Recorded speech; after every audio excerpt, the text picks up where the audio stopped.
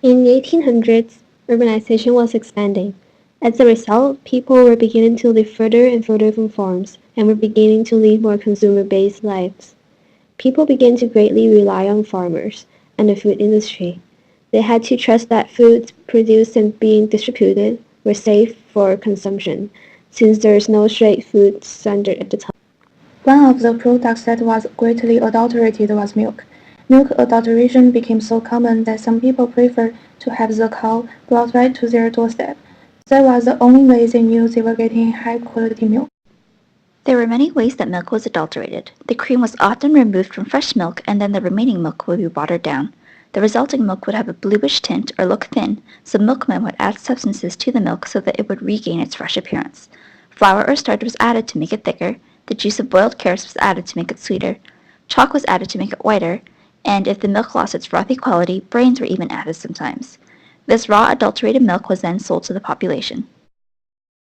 Home economists at the time were lobbying for safe food standards, and due to their efforts, the Food and Drug Act was developed in 1872.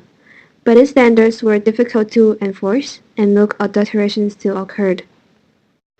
If a consumer was lucky enough to get unadulterated milk, they also had to worry about bacteria that might be present in the milk. In the 1800s, there were no proper storage temperatures for milk. Milk was just kept slightly chilled when possible. This was an issue during hot summers, making spoilage a big problem. And of course, because the milk industry still wanted to make money during the summer, they then began to add chemicals like sodium carbonate, boric acid, and formaldehyde to the milk to make them last longer. All of these chemicals were also poisonous. There was no pasteurization of milk at that time.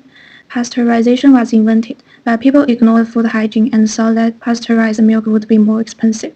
Raw milk was sold instead, which contains many potentially harmful bacteria and more prone to faster spoilage. This brings us to the story of Adelaide Hoodless. Adelaide Hoodless was a mother in Canada who, like many other mothers, had bottles of fresh milk delivered to her house. However, one day her son drank one of these bottles, got sick, and died. It turns out this bottle was contaminated, possibly due to poor storage, milk adulteration, lack of pasteurization, or just poor sanitization in general.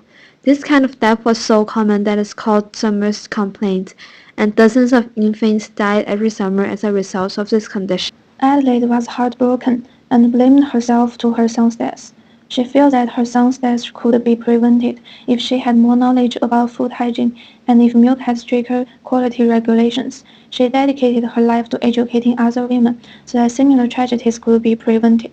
She educated women on the science behind the spoilage of milk and other food hygiene at institutions such as the YWCA and universities.